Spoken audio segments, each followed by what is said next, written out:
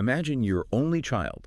I mean, the absolute center of your entire universe is unjustly thrown into prison by this corrupt official. Right, your whole world is just shattered. Exactly. And you set out to exact this terrible, highly calculated revenge. But what happens when you finally have your enemy completely at your mercy and you're holding his fragile, dying infant in your arms?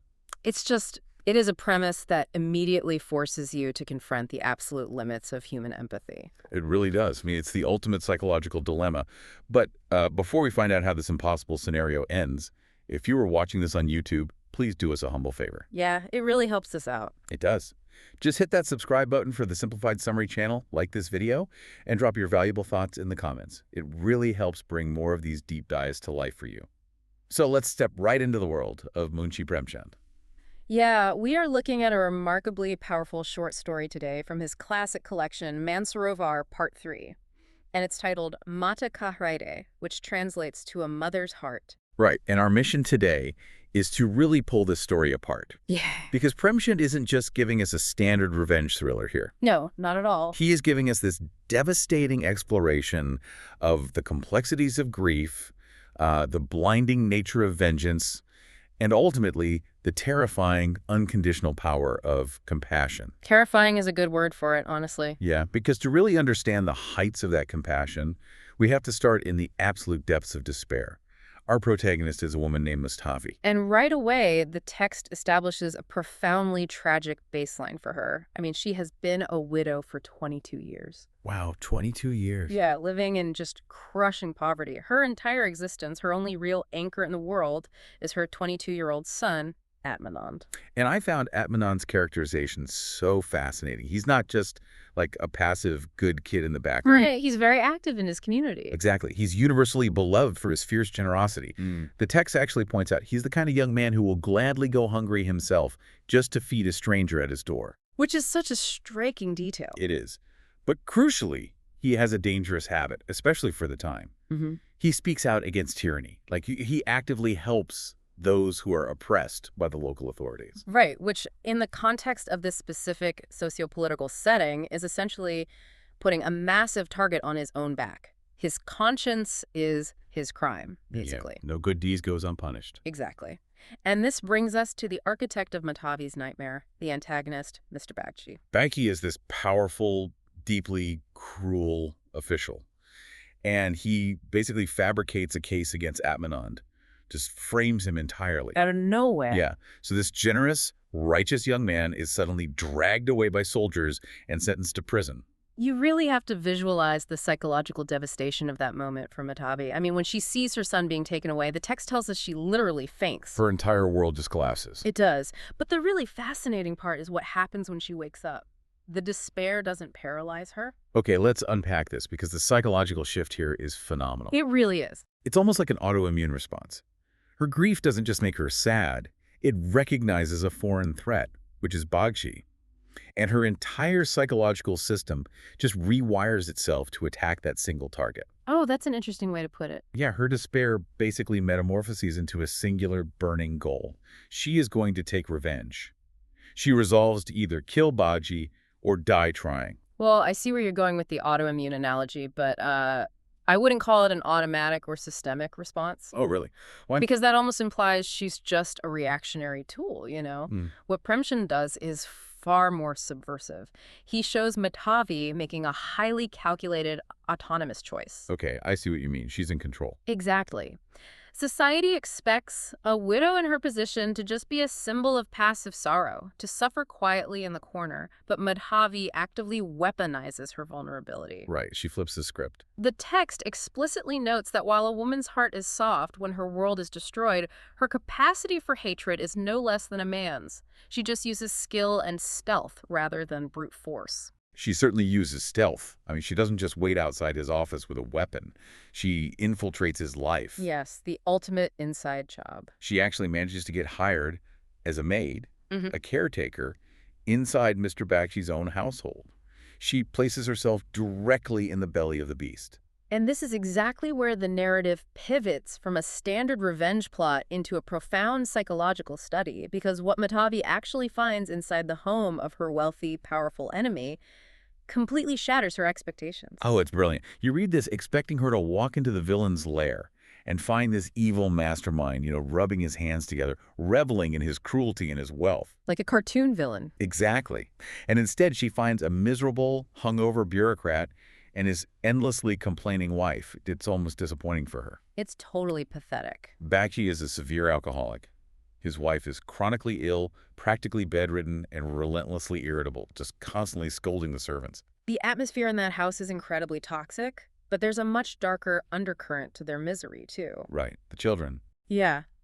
They have had multiple children, but every single one of them has died young, except for one remaining incredibly fragile baby boy. So it's this house of immense wealth, but it's completely suffocating under paranoia and grief. They are terrified of losing this last child. Yeah, Mitahvi walked in expecting to find a target of pure evil, and instead she finds a family that seems cursed by their own circumstances. Like, despite all their power over her, they are utterly, deeply miserable. It creates such a fascinating psychological friction. Oh, wait, here's where it gets really interesting for me, and I kept wondering this while reading.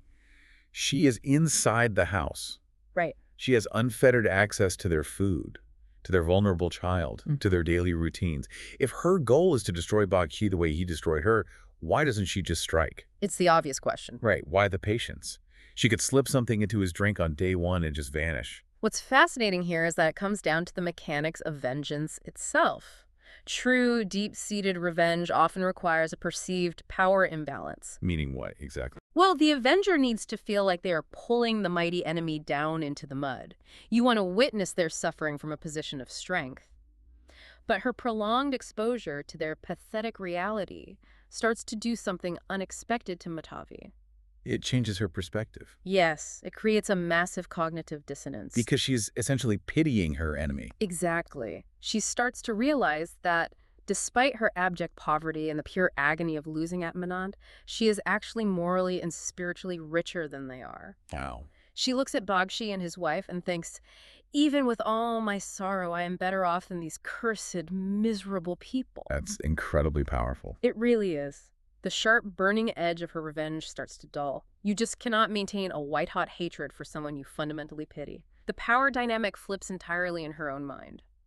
But proximity to the enemy does something else dangerous to a revenge plan, too. Yeah. Because the parents are either too weak, like the mother, or Right. too distant and drunk, like the father, the baby naturally gravitates to the only source of actual warmth in the house. Which is Mitahvi. Exactly. It's an incredible irony. The child recognizes the woman who came to destroy his family as his true mother. Yeah, he cries whenever she leaves the room. He attaches to her entirely. Which sets the stage for the absolute climax of the story. One night, the baby catches a severe cold. The symptoms described in the text sound very much like pneumonia. Right. His breathing is erratic. He goes cold. Yes, and Bakshi and his wife are absolutely paralyzed by terror. They're anticipating the death of yet another child. They completely fall apart. And this is the moment. Fate hands Mitahvi her revenge on a silver platter. She doesn't have to lift a finger. Exactly. She doesn't even have to commit a crime. All she has to do is step back, do absolutely nothing, and let nature destroy her enemy. She came to deliver poison, and fate is offering her the perfect opportunity to just watch them drink it. But instead, we see this stunning pivot. She stays awake all night. She skips her meals. She prays frantically. She goes into full mother mode. She fiercely, obsessively nurses her enemy's baby back to health. I want you, the listener, to just imagine the sheer willpower that takes. It's hard to even wrap your head around. Imagine the conflict in her soul spending every ounce of your energy to save the child of the man who ruined your life, who took away your own son. How does a woman who infiltrated this house as an angel of death end up delivering the nectar of life? Well, because Premchand is showing us how the identity of mother can completely supersede the identity of avenger. The maternal instinct takes over. Completely. When Mitahvi sees a child suffering, the political and personal contexts just vanish. It bypasses her rational thought entirely. It's just a mother reacting to a dying infant. Right. Her compassion isn't a logical choice she debates in her head. It's a profound, unstoppable instinct. As she fought for the child's life, the text notes her revenge simply melted away. The story actually says, a mother's heart is a vessel of mercy. That maternal instinct completely overrides her grievance, and her efforts actually work. The baby survives the night and begins to recover. Which naturally brings a massive shift in the household dynamics. Bakshi and his wife are understandably overwhelmed with gratitude. They essentially view Mitahvi as a goddess who has graced their home. They realize she saved the child when they were completely powerless to do so. And in this moment of absolute emotional vulnerability, Baji makes a stunning confession to Mitahvi. He really does. I want to dig into why he confesses, because it's a crucial psychological beat. He doesn't just confess because he's thankful. He feels an immense, almost cosmic guilt. Right. He views it as a spiritual reckoning. Yeah, he sees his child's brush with death as a divine warning, and he views Mitahvi as this pure, divine figure who just performed a miracle. Looking at her triggers this desperate need for absolution in him. That's a great reading of it. He feels completely morally inferior to her in that moment. And his confession gives us the socio-political context of his actions. Then we should clarify this for the listeners. Yes. Relying strictly on how Premchand presents it in the source material, Baji admits to Mitahvi that he is a corrupt man. He confesses that he fabricates false evidence and traps innocent people like her son. Though it's really worth noting for you listening, he frames this to her not as pure malice, but as a twisted survival mechanism. And to be totally clear, we are not taking sides or endorsing these viewpoints. We are just impartially reporting the dynamics of the era that the author used to build this world. Exactly. We're just looking at the text. It's a reflection of the systemic pressures of that specific historical setting. Baji explains that because he is an Indian official working under colonial English superiors, he lives in constant fear. A fear of making mistakes. Right. He believes any mistake he makes will be punished exponentially worse than if a British officer made the same mistake. So he engages in corruption to ruthlessly secure his position and please his bosses. But here is the truly tragic part of his confession. He acknowledges that his bad deeds have brought a literal curse upon his family. He genuinely believes his corruption is the reason all his other children have died. It's a karmic debt he feels he can't escape. And because he sees Mitahvi's purity as the only thing that saved this last child, he does something unthinkable. He begs Mitahvi to adopt his son. He just offers the child to her. Yeah. He wants her to take the boy away and raise him as her own, believing that only her moral goodness can shield the child from the cursed lineage of his biological parents. It is the ultimate victory, really. Think about it. She has conquered her enemy, not through violence, but through an overwhelming display of love. Yes, he is literally handing her his most prized possession, begging her to take it. She feels a divine sense of peace. The hatred is gone.